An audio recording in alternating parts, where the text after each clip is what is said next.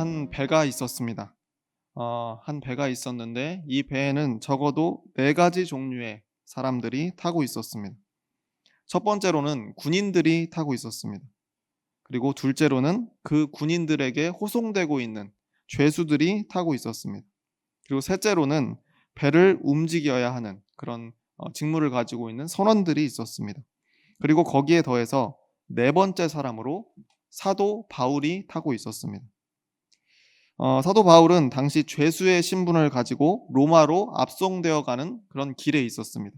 그래서 배를 타고 이동하고 있었죠.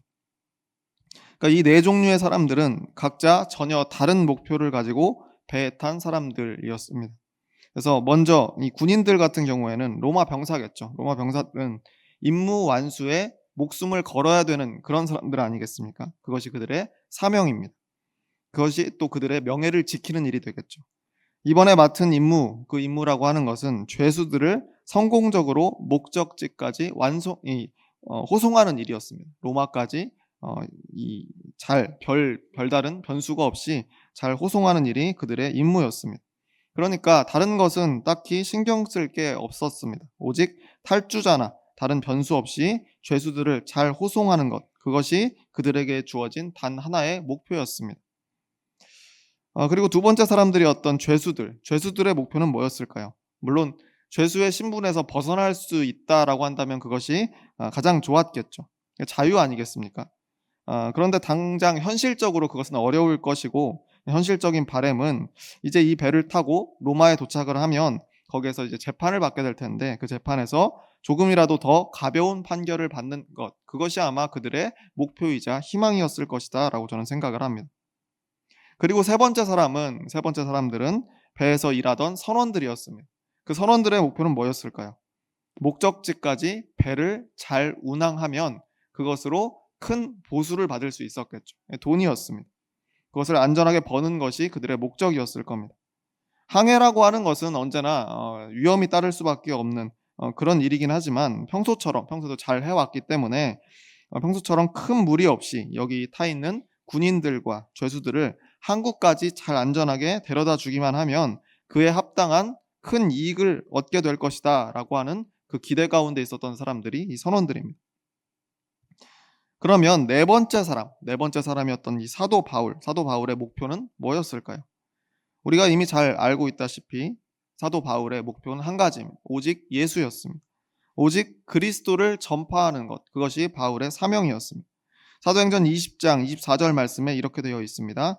내가 달려갈 길과 주 예수께 받은 사명 곧 하나님의 은혜의 복음을 증언하는 일을 마치려 하면은 나의 생명조차 조금도 귀한 것으로 여기지 아니하노라 라고 그렇게 말했습니다.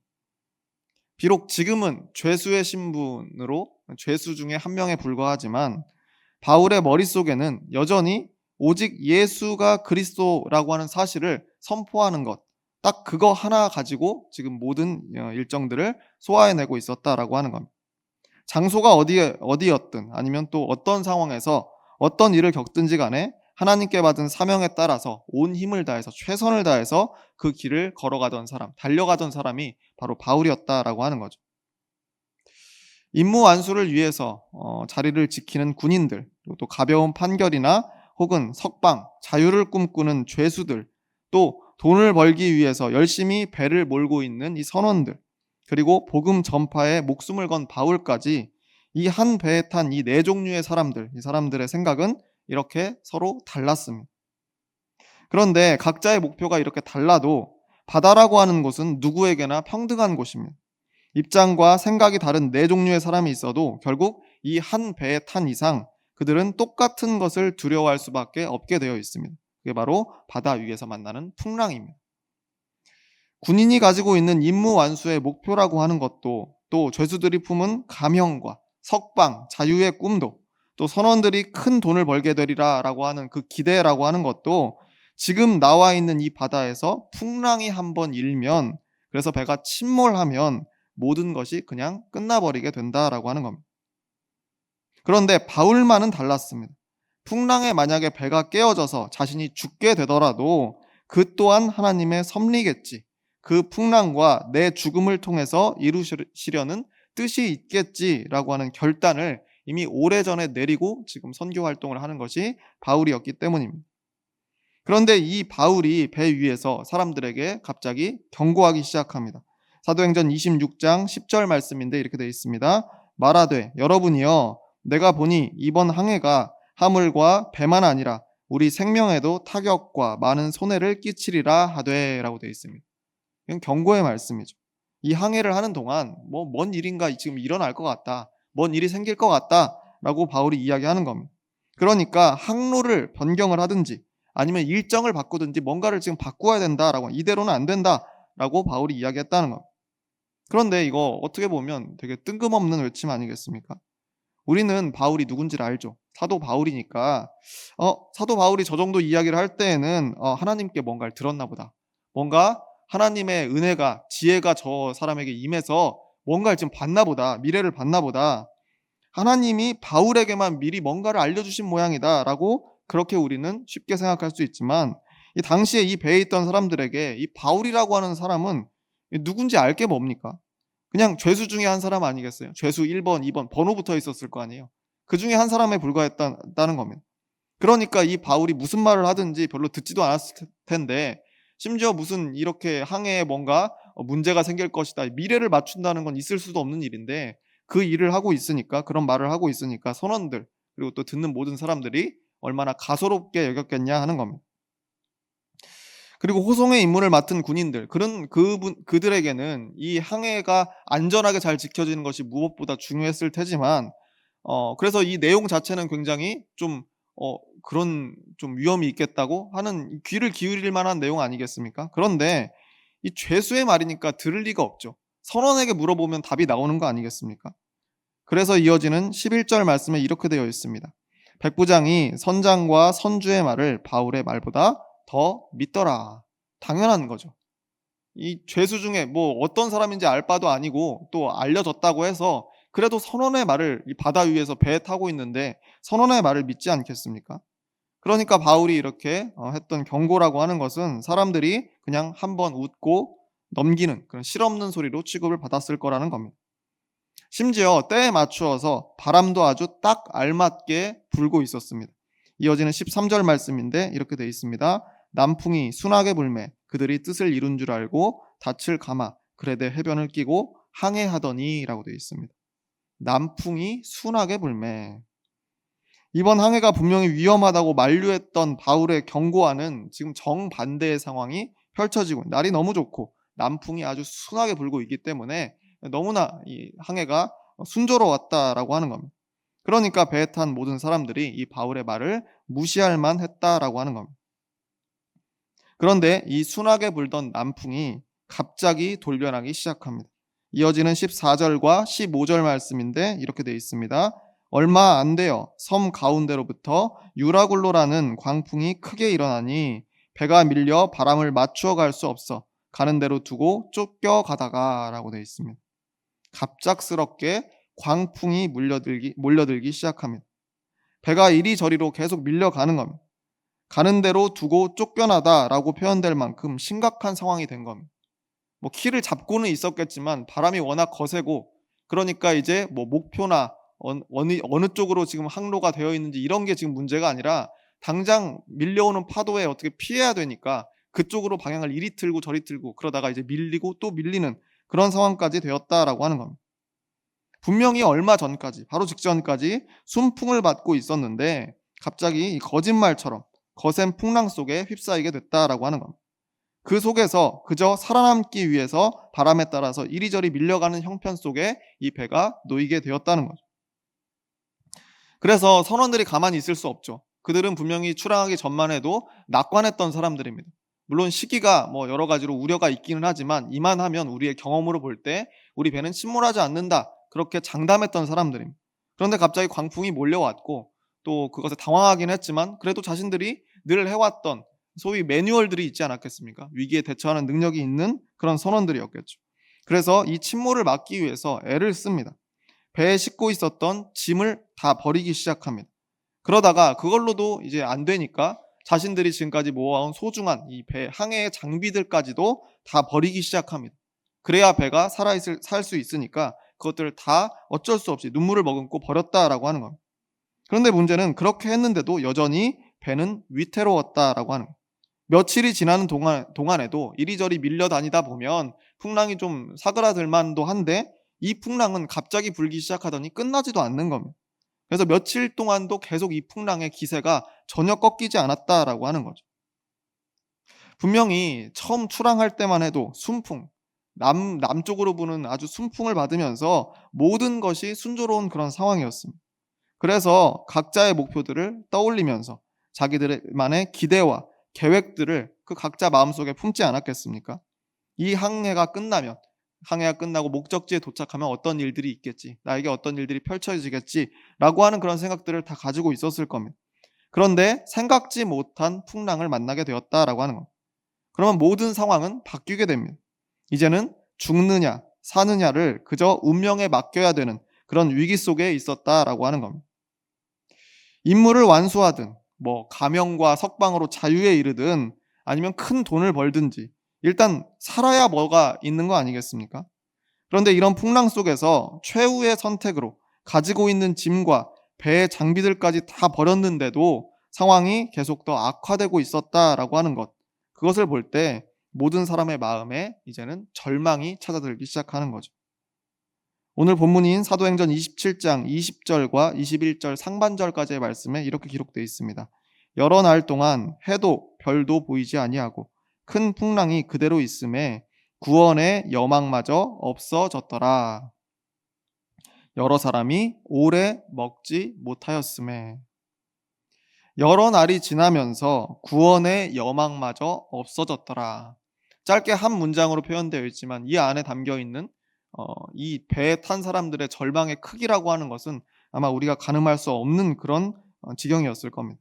무거운 절망감 때문에 먹는 것도 포기할 정도였다라고 하는 거죠. 그런데 이런 상황 속에서 흔들림이 없었던 한 사람이 있었는데 그게 바로 사도 바울이었습니다. 이어지는 21절 하반절 말씀에 이런 기록이 있습니다.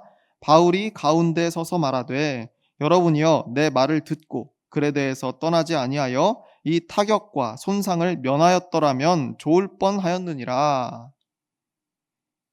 이거 분명히 전에 했던 말과 똑같지 않습니까? 그런데 이전에는 이 이야기를 들을 때 모든 사람들은 그냥 비웃으면서 흘려버렸던 바울의 말이었습니다. 그런데 이제는 상황이 달라졌죠. 진짜로 바울이 전에 이야기한 대로의 상황으로 지금 흘러가고 있었다라고 하는 겁니다. 그런데 그렇다고 할지라도 이 배에 탄 사람들의 입장에 그대로 가서 생각을 해보면 아마 이 소리가 좀 약 올리는 소리처럼 들리지 않았을까, 야속한 소리처럼 얄밉게 들리지 않았을까라고 저는 그렇게 생각을 합니다. 그 말이 맞았다고 쳐. 그런데 그래도 그럼 이제 와서 어쩌자는 얘기야.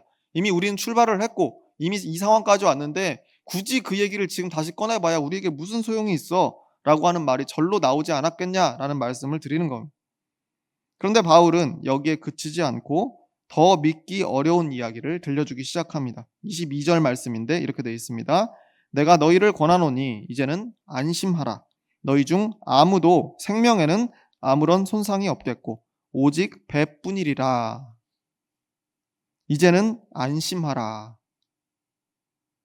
이렇게 될 것이라고 미리 경고했던 내가 또다시 너희에게 미리 알려주겠다. 너희 중 아무도 생명에는 아무런 손상이 없을 것이다. 이제는 안심하라. 바울이 지금 하는 말입니다. 사람들이 감히 상상하지도 못한 그런 이야기죠. 이런 상황 가운데 어떻게 안심하라는 이야기를 할 수 있겠고 아무도 죽지 않을 것이라고 장담할 수 있겠습니까? 말도 안 되는 소리 아니겠어요? 그게 어떻게 가능할까? 이 풍랑 가운데 지금 며칠이 지나는 동안 그리고 아주 잔뼈가 굵은 이 선원들이 최선을 다해 배를 살리기 위해 노력을 아무리 했어도 상황이 전혀 나아지는 것이 없는데 어떻게 우리 모두가 다 살 수 있다는 이야기인가? 순간적으로 귀가 쫑긋할 수밖에 없는 그런 음성이 바울에게서부터 들려왔다라고 하는 겁니다. 아니 그래서 어쩌라고? 이미 엎질러진 물인데 그때 당신 말을 안 들었다고 이제 와서 쌤통이다 하는 식으로 그렇게 말하는 거냐고.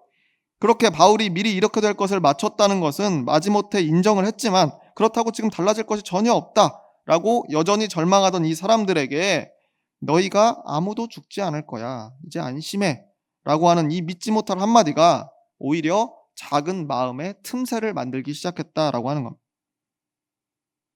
사람들의 그 벌어진 마음의 그 틈새에 이제 바울은 자신이 무슨 근거로 어떤 이유로 이와 같은 이야기를 하는지 또박또박 설명해 주기 시작합니다. 이어지는 23절 이하의 말씀입니다. 내가 속한 바 곧 내가 섬기는 하나님의 사자가 어젯밤에 내 곁에 서서 말하되 바울아 두려워하지 말라.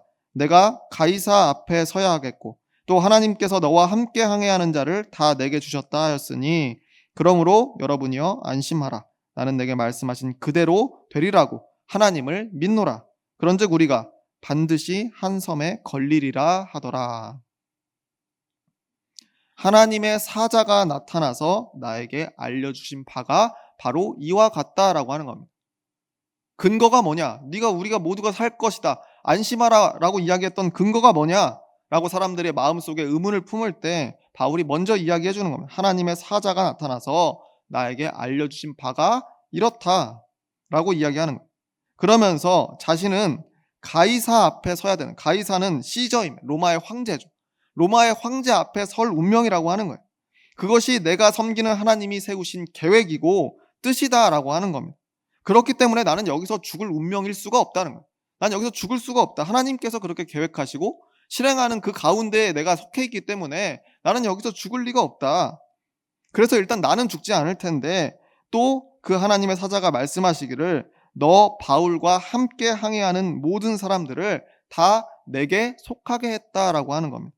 그러니까 여러분이요 안심하라 라고 말했다는 겁니다.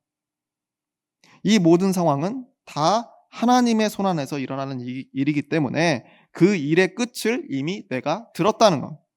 그래서 자신 있게 말할 수 있는 거니까 안심해라. 우리는 반드시 한 섬에 다다르게 될 것이다. 확신을 가지고 바울이 이야기하고 있었습니다. 이거 믿을 만한 내용입니까? 이 정도 설명이 붙으면 이게 믿을 수 있는 겁니까? 그 당시에 배에서 풍랑 때문에 며칠 동안이나 계속 이리저리 치이던 그 사람들에게 이성적인 판단으로는 어쩌면 여전히 그 근거가 믿거나 말거나일 수 있습니다. 저 바울이라고 하는 저 죄수 중에 한 사람이 믿는 그 하나님이라고 하는 그분이 정말로 그렇게 말씀하셨는지 어떻게 보장합니까? 이게 본인의 말이잖아요. 아니 그 전에 그 말대로 우리를 다 살려주실 능력이 그 하나님이라는 분에게 있기는 있는 건가? 그걸 어떻게 누가 증명합니까? 뭘 보고 이 내용을 신뢰할 수 있겠습니까? 여전히 안 믿으면, 믿지 않으면 그냥 허무맹랑한 헛소리에 불과한 내용이었습니다. 그런데 이 바울의 외침에 사람들이 동요하기 시작했습니다. 왜 그랬을까요? 바울의 태도 때문에 그렇습니다. 앞서 읽은 21절 하반절 말씀에 있었던 한 문장이 있습니다. 뭐라고 되어 있냐면 바울이 가운데 서서 말하되 라고 되어 있습니다. 여기서 서서라고 하는 헬라어 단어, 이 단어는 일어서다라는 뜻도 있지만 무엇을 하기 전에 잠시 멈추어 서다라고 하는 뜻도 함께 가지고 있습니다. 그러니까 막 미친 듯이 흔들리는 이 풍랑 속의 배에서 바울은 지금 두 다리를 힘차게 딛고 멈춰 서서 한치의 의심과 흔들림조차 없는 태도로 지금 이 말을 하고 있었다라고 하는 겁니다. 그럼 뭐 바울만 지금 따로 편하게 있었습니까? 다 흔들리는데 바울 혼자만 하나님께서 능력으로 지켜주셔서 뭐 멀미도 안 하게 하시고 그냥 가만히 안 흔들리게 했을까요? 그게 아니죠. 똑같이 이리저리 굴러다니는 이 흔들리는 배 안에 며칠 동안 갇혀 있었는데 밀려 들어오는 파도에 쓸리기도 하고 여기저기 부딪혀서 다치기도 하고 구토하고 그래서 먹기까지 포기한 그런 상황 가운데 함께 있었는데 그래서 분명히 이 바울도 육체적으로는 거의 한계에 가까운 그런 상황이었을 텐데 하나님께서 이런 말씀을 하셨다라고 전하는 딱 그 순간에만큼은 가운데 서서 두 다리를 갑판에 힘있게 딛고 서서 흔들리지 않는 태도와 기계로 말씀을 전했다라고 하는 겁니다. 그 바울의 강인한 모습을 보던 모든 사람들의 마음, 그 마음이 이전에 순풍이 불던 그때와는 전혀 달라지고 있었습니다. 마음에 틈이 생기고 그 마음 가운데 바울의 목소리가 들어가기 시작했다라고 하는 겁니다. 그렇게 며칠이 지났습니다. 음식마저 먹지 않고 모든 삶에 희망을 꺼버렸던 이 배 안의 사람들은 그런 채로 며칠이 더 지났어요. 백부장을 포함한 군인들과 죄수들과 선원들 모두는 이제 그냥 바울이 들었다는 그 하나님이라고 하는 분의 그 말씀, 너희 중에 아무도 생명에는 아무런 손상이 없을 것이다 라고 하는 이 말씀, 이거 하나밖에는 지금 붙들 것이 없는 상황이 되었습니다. 이 말씀이 진짜이길 바라는 것이 그들에게 유일한 희망이 되었다라고 하는 겁니다. 분명히 처음에는 사도 바울을 모두가 무시했었지만 이제는 바울의 한마디 한마디에 귀를 기울이게 됐습니다. 바울의 행동 하나하나에도 무슨 의미가 있지 않을까 집중하게 된 그런 상황에 이르렀다라고 하는 겁니다. 그때 바울이 사람들 앞에 다시 일어섰습니다. 사도행전 27장 34절과 35절 말씀인데 이렇게 되어 있습니다. 음식 먹기를 권하노니 이것이 너희의 구원을 위하는 것이요 너희 중 머리카락 하나도 잃을 자가 없으리라 하고 떡을 가져다가 모든 사람 앞에서 하나님께 축사하고 떼어 먹기를 시작하매라고 기록되어 있습니다. 너희 중 머리카락 하나도 잃을 자가 없으리라. 풍랑이 그치지 않았습니다. 여전한 풍랑 가운데 한 번 더 울려 퍼지는 희망의 예언이 바울의 입술에서 나오고 있습니다. 그리고 나서 떡을 들고 하나님께 축사했다라고 기록되어 있습니다. 여기서 축사라고 하는 번역보다는 감사라고 읽는 것이 더 적합할 것 같습니다. 하나님께 감사 기도하고 그리고 나서 떼어서 먹기 시작했다라고 하는 겁니다. 아직 배에서 내리지 않았습니다. 아직 풍랑이 그치지 않았습니다. 여전히 삶보다는 죽음이 가까운 상황이었습니다. 그런데 바울은 일말의 의심조차 없이 미리 감사했다라고 하는 겁니다. 구원받을 것을 이미 확신하면서 이 계속 흔들리고 있는 이 배 위에서 감사 기도를 드렸다라고 하는 겁니다. 그러면서 떡을 떼어서 먼저 먹었습니다. 떡을 먹는 것은 뭘 의미하겠습니까? 삶을 이어가겠다라고 하는 의지 아니겠습니까? 음식조차 먹지 않았던 사람들, 그 사람들은 삶에 대한 의지를 포기한 사람들이었죠. 그런데 그런 사람들에게 하나님의 구원을 확신하면서 자신이 먼저 떡을 떼어 먹었다라고 하는 겁니다. 이 모습을 보던 사람들은 어떤 반응을 보였을까요? 이어지는 36절 이하의 말씀에 이렇게 기록되어 있습니다. 그들도 다 안심하고 받아 먹으니 배에 있는 우리의 수는 전부 276명이더라. 그들도 안심하고 받아 먹으니. 이제는 로마의 군인들도 또 죄수들도 선원들까지도 바울이 주는 이 떡을 안심하고 받아 먹었다라고 하는 겁니다. 바울에게는 힘이 없었습니다. 칼도 없었고 창도 없었고 배를 움직이는 기술이 뛰어났던 것도 아닙니다. 그런데 이제는 누가 보아도 바울이 이 배를 인도하고 있었다라고 하는 겁니다. 풍랑이 일기 전에는 아무도 귀 기울여 듣지 않았던 바울의 음성이었습니다. 그런데 이제는 모든 사람이 의지하는 유일한 희망의 목소리가 되었습니다. 풍랑이 거세지고 바람에 배가 밀려가면서 임무를 완수하겠노라고 그렇게 호언장담하던 군인들의 목소리가 작아졌습니다. 돛이 부러지고 키가 마음대로 움직여서 방향을 잃고 이리저리 헤매일수록 나 살려달라라고 소리치는 죄인들의 목소리도 작아졌습니다. 최후의 수단으로 짐을 버리고 가지고 있던 모든 항해 장비까지 다 바다에 던져버린 이 선원들의 목소리가 이제는 들리지 않았다는 겁니다. 그런데 바울의 목소리는 작아지지 않았습니다. 파도가 높아질수록 바람이 거세질수록 그래서 희망이 더 많이 사라져갈수록 오히려 사람들에게 바울의 목소리가 크게 들려왔다라고 하는 겁니다. 풍랑에도 여전히 당당한 그 태도 그리고 한치의 의심조차 없이 담대하게 하나님의 구원을 신뢰하는 그 모습에서 사람들은 신라 같은 희망을 보기 시작했다라고 하는 겁니다. 식음을 전폐하고 죽음만을 하염없이 기다리던 사람들이 바울이 구원받을 것을 미리 감사하면서 기도하고 떼어주는 그 떡을 안심하고 받아 먹기 시작했다는 것. 새로운 희망을 그들의 마음 가운데 품기 시작했다는 것. 바다 위 배에서 만난 풍랑이라고 하는 것은 인간이 어떻게 할 수 없는 재앙입니다. 그 풍랑 속에서 군인의 임무가 어디 있고 죄인이 꿈꾸는 자유가 무슨 소용이겠습니까? 많은 돈을 받으리라는 선원들의 그 기대도 그 풍랑 속에서는 다 부질없는 일이었다는 겁니다. 그렇게 모든 것이 캄캄해지는 그런 절망 속에 있을 때 그때 비로소 복음의 소리가 들려오는 법입니다. 그때가 되어서야 하나님의 구원이 대체 무엇인지 주목하게 된다는 겁니다.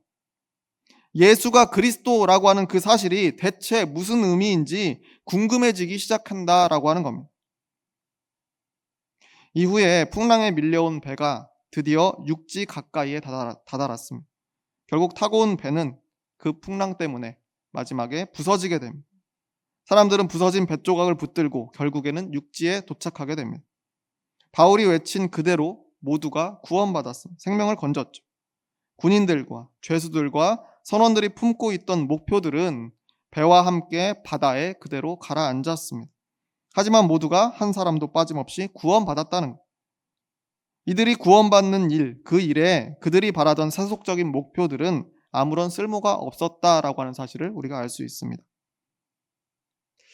고대 로마의 철학자 세네카는 인생은 항해다라는 이야기를 한 적이 있습니다. 영국의 작가였던 셰익스피어도 그의 작품 속에서 인생은 불확실한 항해다라는 말을 한 적이 있어요. 세상이라고 하는 배를 타고 인생이라는 항해를 하고 있는 것이 어쩌면 우리들의 모습일 수 있습니다. 그렇다면 우리는 어떤 모습으로 그 배에 타고 있습니까? 첫 번째 사람이었던 임무를 완수하고 싶은, 완수하고 명예를 얻고 싶은 그런 군인의 모습 아닙니까? 아니면 두 번째 사람, 무언가에 묶여서 자유롭고 싶어하는 죄수의 모습이 우리의 모습이 아닙니까? 그것도 아니면 세 번째 사람, 돈 많이 벌고 싶어서 기계적인 일상을 계속 반복하는 그 선원의 모습이 바로 우리의 모습은 아닐까라고 저는 한번 생각해 봤습니다. 그런데 신앙을 가지고 이 자리에 나와 있다는 사실 그 자체만으로도 제 깨달음은 우리는 그 사실 자체만으로, 여기 있다는 그 사실 그 하나만으로도 우리는 세상이라고 하는 배에서 네 번째 사람, 바울의 모습으로 우뚝 서 있어야 된다. 저는 그렇게 마음 가운데 깨달음을 얻었습니다. 사도 바울의 그 모습처럼 우리는 지금 하나님의 사명에 우리의 인생을 걸어야 걸맞는 사람이다라고 하는 겁니다. 세상이 주목하는 가치에 따라서 하루는 웃고 하루는 울고 그렇게 할 것이 아니라 하나님의 섭리에 순종하면서 늘 그리스도인의 자리를 지키며 살아가야 맞는 사람들이 바로 우리들이라는 겁니다. 물론 오늘 말씀 속 바울이 그랬듯이 대부분의 그런 시간들을 우리는 무시당하고 조롱당하는 운명 속에 있어야 될지도 모릅니다. 근데 그럼에도 풍랑이 일 때가 되면 우리의 목소리를 통해 일하실 하나님의 구원 사역을 기대하면서 그 시간들을 견뎌내야 된다라고 하는 거죠. 그러니까 우리는 배에 탄 군인처럼 빛나는 명예를 쫓는 사람들보다는 어두운 곳에서 살아가야 됩니다. 자유를 부르짖던 죄수들보다는 우리는 스스로를 좀 절제하는 삶을 살아가야 됩니다. 이익을 쫓던 선원들보다 우리는 가난하게 살아갈 수밖에 없습니다. 그러면서도 이 덜 빛나고 절제하고 풍요롭지 못하게 사는 우리의 이 삶이 하나님이 원하시는 방향임을 신뢰하면서 계속 이 길을 걸어가는 것이 우리의 사명이라고 하는 겁니다. 그러니까 우리 신앙인들의 삶이라고 하는 게 결코 쉬운 삶이 아니겠죠. 그런데 이 세상이라고 하는 배에 풍랑이 부딪히게 될 때 모든 것이 달라지게 된다라고 하는 사실을 우리는 기억해야 됩니다. 풍랑이 이 세상이라고 하는 배를 치기 시작할 때 비로소 우리들의 삶은 주목받게 될 겁니다. 세상이 높여 말하는 가치들이 허망해지는 그 순간이 오면 사람들은 비로소 우리의 삶, 그리스도인의 삶을 궁금하게 여기게 될 것이라는 말씀입니다. 디모데후서 3장 1절에서 4절 그리고 7절 말씀에 이런 기록이 있습니다. 제가 읽어드리겠습니다. 너는 이것을 알라. 말세에 고통하는 때가 이르러 사람들이 자기를 사랑하며 돈을 사랑하며 자랑하며 교만하며 비방하며 부모를 거역하며 감사하지 아니하며 거룩하지 아니하며 무정하며 원통함을 풀지 아니하며 모함하며 절제하지 못하며 사나우며 선한 것을 좋아하지 아니하며 배신하며 조급하며 자만하며 쾌락을 사랑하기를 하나님 사랑하는 것보다 더하며 항상 배우나 끝내 진리의 지식에 이를 수 없느니라. 제가 이 말씀을 한 손에 들고 뉴스 속에 흘러나오는 세상 만사를 가만히 보고 있는데 마음에 한 가지 확신이 들었습니다. 아, 세상이라고 하는 배를 치는 풍랑은 이미 시작됐구나. 세상이라고 하는 배를 치는 그 풍랑이 이미 시작됐구나.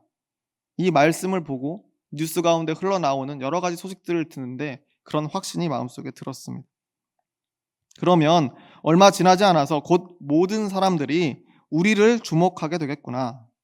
이렇게 풍랑이 이는 가운데서 저 사람들은 이토록 어떻게 곧게 서 있을 수 있는가 궁금해할 그때가 곧 오겠구나 싶은 생각이 들었다는 겁니다. 이미 풍랑은 우리가 탄 세상이라고 하는 배를 두드리기 시작했습니다.